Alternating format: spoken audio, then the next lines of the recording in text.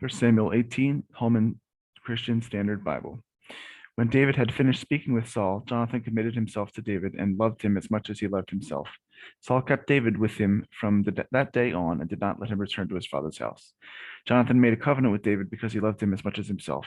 Then Jonathan removed his robe and he was wearing and gave it to David, along with his military tunic, his sword, his bow, and his belt. David marched out with the army and was successful in everything Saul sent him to do. Saul put him in command of the soldiers, which pleased all the people and Saul's servants as well. As the troops were coming back, when David was returning from killing the Philistine, women came out from all the cities of Israel to meet King Saul, singing and dancing with tambourines, with shouts of joy, and three-stringed instruments. As they celebrated, the women sang, "Saul has killed his thousands, but David his tens of thousands." Saul was furious and resented this song. They credited tens of thousands to David, he complained, but they only credit me with thousands. What more can he have but the kingdom? So Saul watched David jealously from that day before. The next day, an evil spirit from God took control of Saul, and he began to rave inside the palace. David was playing the lyre as usual, but Saul was holding a spear, and he threw it, thinking, "I'll pin David to the wall." But David got away from him twice.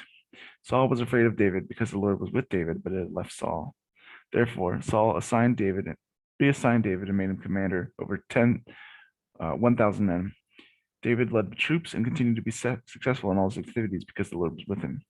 When Saul observed that David was very successful, he dreaded them. But all Israel and Judah loved David because he was leading their troops.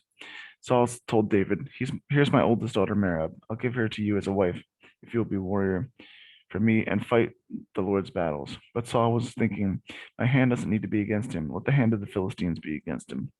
Then David responded, "Who am I, and what is my family, my father's clan in Israel, that I should become the king's son-in-law?" When it was time to give Saul's daughter Merab to David, she was given to Adriel the Meholithites as a wife. Now Saul's daughter Michal loved David, and when it was reported to Saul, it pleased him. "I'll give her to him," Saul thought. "She'll be a trap for him, and the hand of the Philistines will be against him."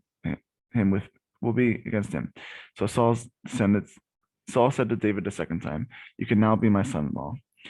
Then Saul ordered his servants, "Speak to David in private and tell him, 'Look, the king is pleased with you, and all his servants love you. Therefore, you should become the king's son-in-law.'" Saul's servants reported these words directly to David, but he replied, "Is it trivial in your sight to become the king's son-in-law? I'm a poor man who is common." The servants reported back to Saul, "These are the words David spoke." Then Saul replied, "Say this to David, the king desires no other bride price except 100 Philistine foreskins to take revenge on his enemies." Actually, Saul intended to cause David's death at the hands of the Philistines. When the servants reported these terms to David, he was pleased to become the king's son-in-law. Before the wedding day arrived, David and his men went out and killed 200 Philistines. He brought their foreskins and presented them as full payment to the king and become his son-in-law. Then Saul gave his daughter Michal to David as a wife. Saul realized that the Lord was with David and that his daughter Michal loved him, and he became even more afraid of David. As a result, Saul was David's enemy from then on. Every time the Philistine commanders came to fight, David was more successful than all of Saul's officers, so his name became well known.